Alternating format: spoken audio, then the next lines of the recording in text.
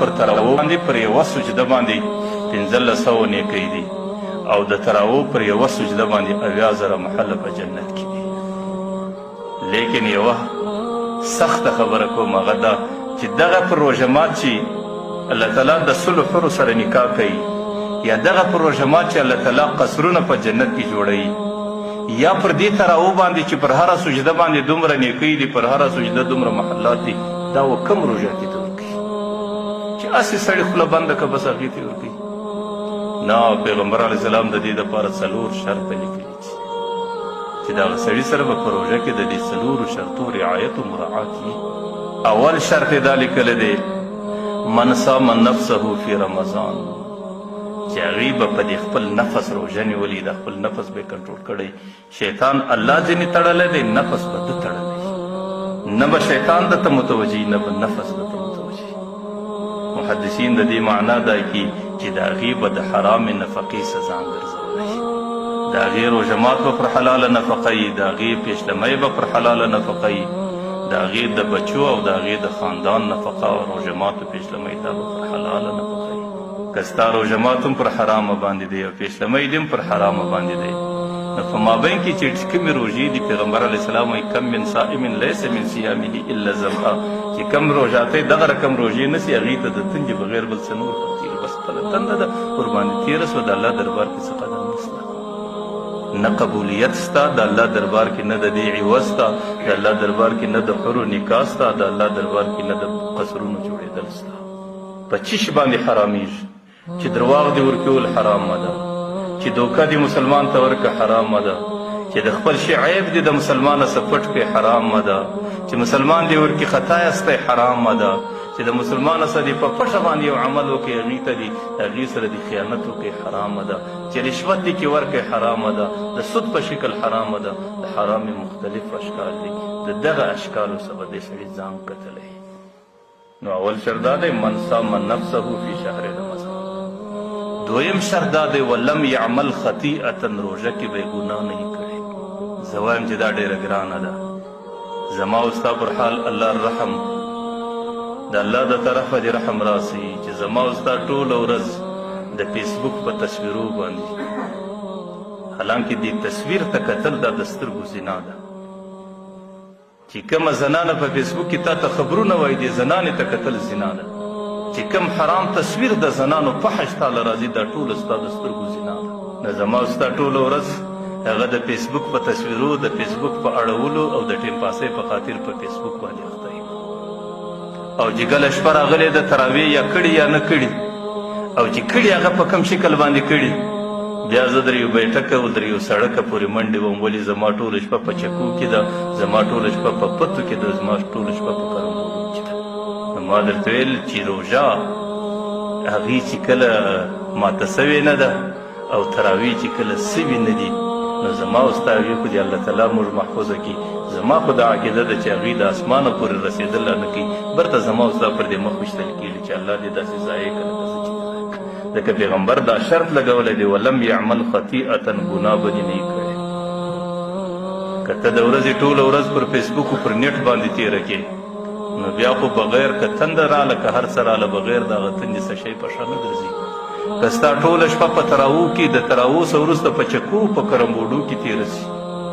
نو بیا خو د بدخوابۍ بغیر نور شی په لاس نه درځي. ځکه پیغمبر دا ښکاره ویلي دي چې ډېر روژاتیان داسې دي د روژې کې د تندې بغیر نور په ښه نه ورځي. ډېر روژاتیان داسې دي د شپې خو عیب کښېني د بدخوابۍ بغیر نور څه په ښه نه ورځي. ځکه روژه عبادت دی او روژه احتیاط دی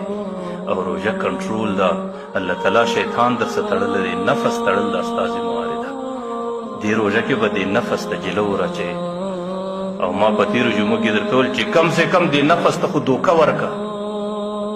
په دې خپل ګریوان کې وګوره چې زه په کومه ګناه اخته یم. دا نفس سالم در دې ګریوان ونیسه چې نفسه په دې میاشته کې به دا ګناه ته نه کوې. د دې میاشتې څه بغیر چې څومره میاشتې را روانې دي بیا د ګناه تا ته اجازه ده. اوس دا دوکه ورکه دې نفس او چې کله دی په دې میاشته کې د ګناه څه محفوظه دی نو بیا خو د الله تعالی رحمته څه ډېره لرې نه ده چې الله تعالی به د دې میاشتې اثرات پر نور 11 میاشتې واچي او ستا نفس به په قابو کې راسي.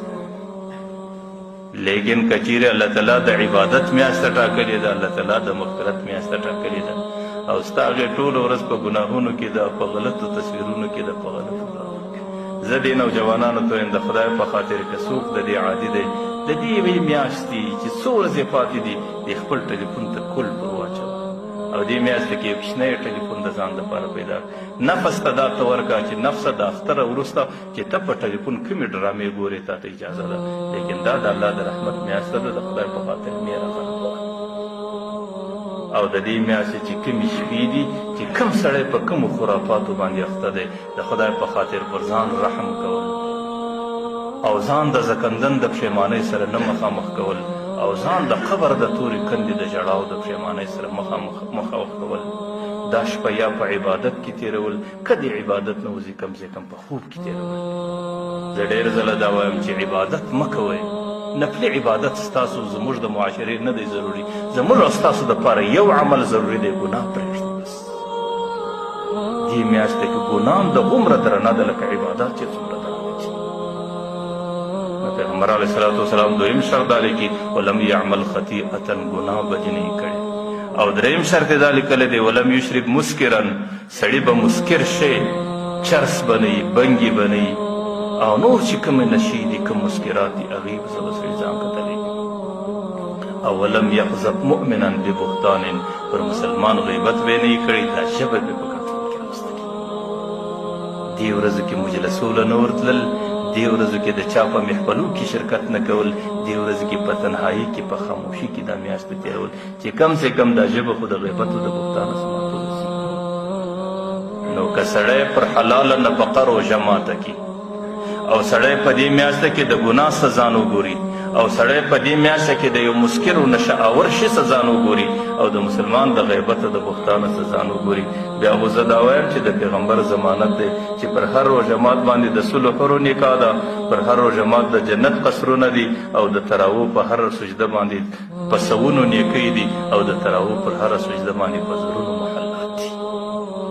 لیکن شیطان ظالم دی، نفس ظالم دی، زموږ خپله بې پروایي ده، زموږ خپله بې احتیاطي ده. نو په دې خاطر د ځانه سره احتیاط کول، د دې میاشتې قدر کول، او په کومه عشره کې چې ما او تا روان یو دا د مغفرت عشره ده. زما او ستا زندګي په څومره ګناهونو کې اخښلې ده. زما په خدای قسم که یا زه محفوظه یم یا ته محفوظه یې، په خدای قسم که یا مشر محفوظه دی یا کشر محفوظه دی. زما او ستا ټوله زندګي د ګناهونو سره لبریزه او ډکه ده، لیکن اوس پر هر روژه ماته الله تعالی په زرګونو انسانان، په کروڑونو انسانان، په لکونو انسانان د ګناهونو څخه آزادوي، او د الله تعالی پر هره شپه باندې فرمان جاری کړي، شاهي فرمان دی ویا باغی الشر ویا باغی یا طالب الخیر اقبل، ای خیر کوونکی راو مختصا، ویا باغی الشر اقصر، ای ګناهګاره لږ خپل ځان په کنټرول کې واچوه. الله تعالی پر دې اسمان راسي ناره کې د منادي په شکل ناره کې هل من سائل فیعطى له، ایا یو څوک یو څه غوښتنه لري چې ورپرایه کړم، وهل من مستغفر فیغفر له، یو څوک د ګناه مغفرت غواړي چې وهل من تائب فیتاب علیه، ایا یو څوک داسې شته په دې انسانانو کې چې توبه کښل غواړي چې زه توبه قبوله کړم. نو الله تعالی په شپه کې نارې وایي، الله تعالی ندا کوي، الله تعالی فرمانونه جاری کوي، الله پیغامونه جاری کوي، او الله تعالی چې زما او ستا ننداره کوي. ما او تا پر کرمبوډ باندې ناست یم، ما او تا پر پتو باندې ناست یم، ما او تا پر چکو باندې ناست یم، زما او ستا شپه په تس کې ده، زما او ستا شپه په غلطو حرکاتو په غلطو تصویرو کې ده. نو بیا به د الله رحمت موږ څنګه وکړي، الله به د دې میاشتې په خاطر زموږ مغفرت څنګه وکړي، الله تعالی به په دې میاشته کې زموږ ستاسو دپاره د زندګۍ راحت او اساني څنګه راولي. نو بس دا میاشتې قدر وکړئ، د دې میاشتې د عباداتو خیال وساتئ، د هر روژه مات پر وخت باندې د خپلو ګناهونو مغفرت د الله څخه غواړئ، د الله تعالی سره وعده کوئ چې الله د دې ځل مې مغفرت وکړه، دوباره بیا ګناه نه کوم. نو بیا به دا میاشته زما او ستا دپاره د برکت میاشت دی، د عبادت میاشته به وي، د مغفرت میاشته به وي. بیا به زما او ستا په جنت کې د ښځو سره نکاحونه وي، بیا به زما او ستا دپاره په جنت کې قصرونه وي، بیا به زما او ستا دپاره په جنت کې محلات وي. نو الله تعالی دې زموږ او ستاسو عبادتونه او الله تعالی دې د الله تعالی رحمتونه زموږ نصیب کړي چې چې دا میاشت پر موږ باندې په ښو عباداتو کې تېره سي او دې میاشت کې دې الله تعالی زموږ د ګناهونو څخه مغفرت وکړي. الله دې مې د ګناهونو څخه حفاظت وکړي او دا یوه میاشت دې الله تعالی په خپل فضل و کرم